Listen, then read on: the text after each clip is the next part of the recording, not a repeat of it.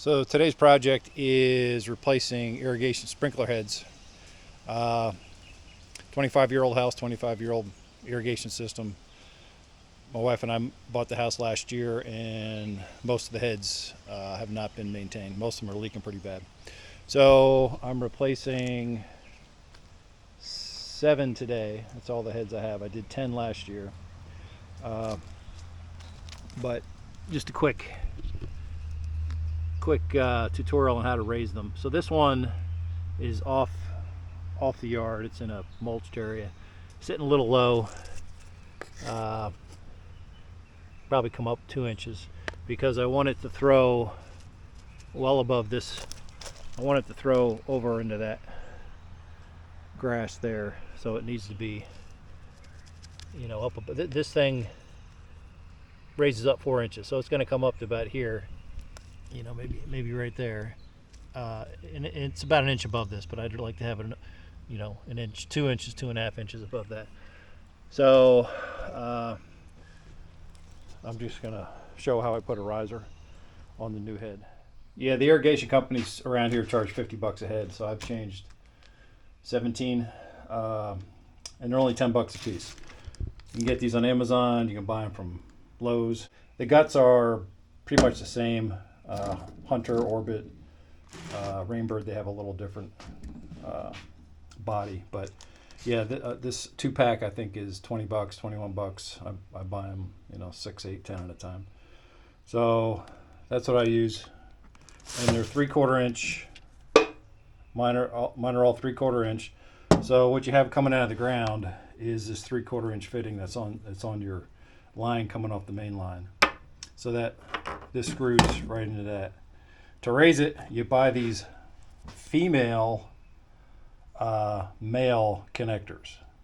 I did not see these anywhere locally last year. Lowe's, Home Depot, Ace Hardware. The only fittings that the home improvement stores carry locally here are male on both ends. You don't want this. If you get a male on both ends, you're gonna end up having to put some kind of adapter to screw from your riser into your fitting coming off the ground. So that's another hassle you don't need to deal with. These are, I bought, so there's no female, it's male on both ends. This is female on this end. I bought these on Amazon. It's a 4-inch riser. You cut, one-time use, so this goes on the fitting in the ground.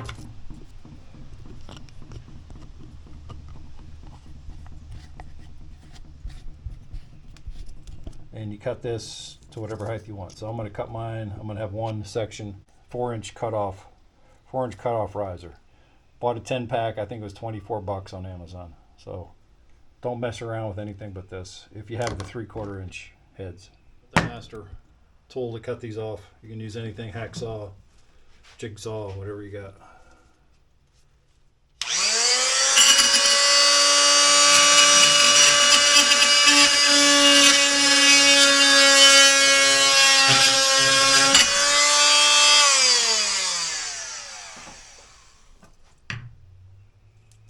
You shouldn't even need to deburr it because there's that spacer there.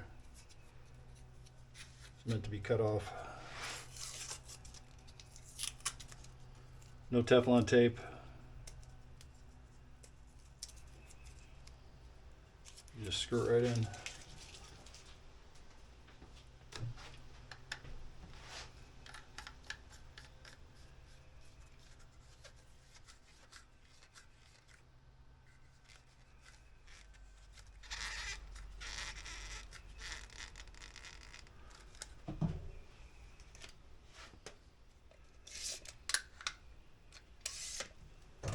So that's 1 inch.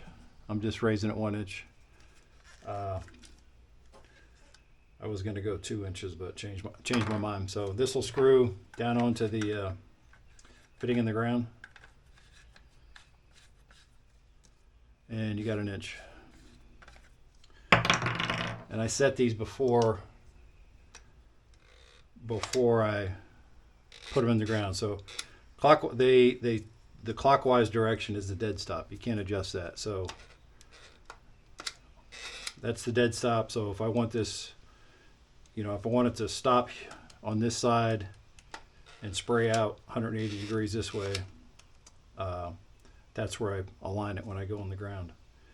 If I want to change the nozzle, this end of the tool goes in the slot here. It's just only to pick up the nozzle manually. These come, the Hunters come with a 3.0 in them, 3 gallon per minute, and I found that to be just the right size.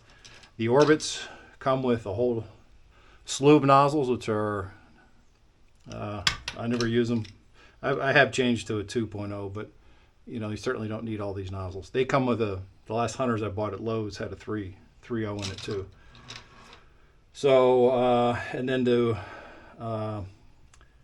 only other, you got two adjustments. So the screw that holds the nozzle in, that's what this Allen head screw is for.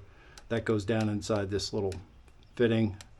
You can actually, the screw holds the nozzle, and if you don't have that screw down far enough, the nozzle will blow right out. But if you need to spray it more, say you're near the street, you can screw this screw down into the stream, and it'll spread it more and reduce I think these throw 30 feet. So, you know, if you only want it to go 20 feet, you just screw this down, it'll spray it out. Bigger spray, less distance. And then the last adjustment is the rotation. So this is the end of the tool. There's a little slot down in this side, in this hole, that you got a plus and a minus if you want to rotate more. These come set at 180 degrees, the ones I bought.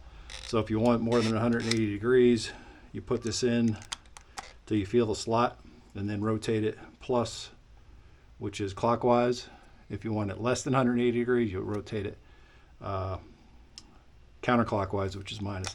And it doesn't take a lot. I mean, just a little, you know, a little turn will take, you know, 15, 20 degrees off this thing. So that's how they work. So there you have it. So my dead stop, non-adjustable, is going this way, and now I have it, you know, spraying this way. So if I decide I need a little bit more direction this way, I can't do it without screwing this whole head down more, because it only adjusts to the counterclockwise direction. You can go plus on this adjustment until you get 360 degrees. You keep going plus, this thing will just go 360 degrees. But any fine tune is always only in the counterclockwise direction. The dead stop is the clockwise direction. And this 1 inch height riser is a good height. It's about even with the top of my turf here. You know, I wanted to clear this because I have a lot of yard going this direction that I want to get. So I'm going to make sure this thing's standing straight up. You know, I'll pack the dirt in so it's perpendicular. So that's what the bottom looks like.